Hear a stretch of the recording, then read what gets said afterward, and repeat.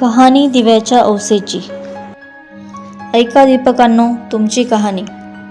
आटपाट नगर होतं। तिथं एक राजा होता। त्याला एक सून होती। तिने एके दिवशी घरातला पदार्थ स्वतः खाल्ला आणि उंदरावर आळ घातला। आपल्यावरचा प्रमाद टाळला। इकडे उंदराने विचार केला, आपल्यावर उगाच आळ आला आहे, तेव्हा आपण तिचा सूड घ्यावा। असा सर्वांनी विचार केला। त्यांनी रात्री हिची चोळी पाहुण्यांच्या अंथरुणात नेऊन टाकली। दुसऱ्या दिवशी हिची फजिती झाली। सासूदिरांनी निंदा केली, घरातून तिला घालवून दिली।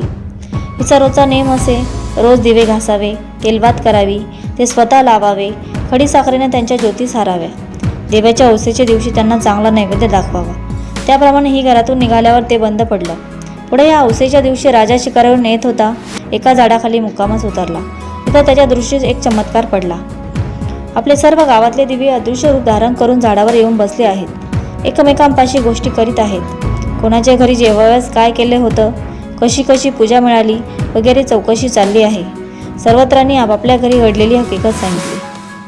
त्यांच्या मागून राजाच्या घरचा दिवा सांगू लागला, बाबांनो काय सांगू, यंदा माझ्यासारखा हतभागी कोणी नाही।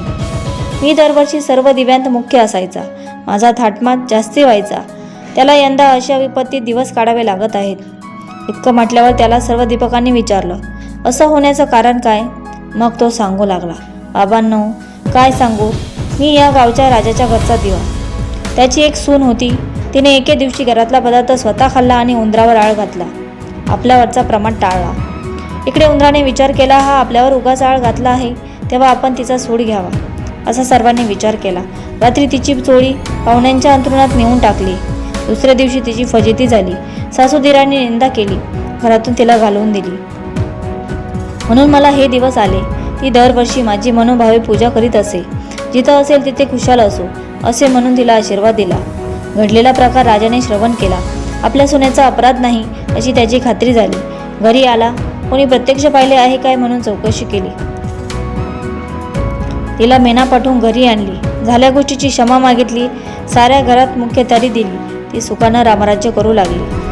तर जसा तिला दीपक पावला आणि तिच्यावरचा आळ टळला, तसा तुमचा आमचा टळो ही 60 उत्तरांची कहाणी 5 उत्तरी सुफळ संपली।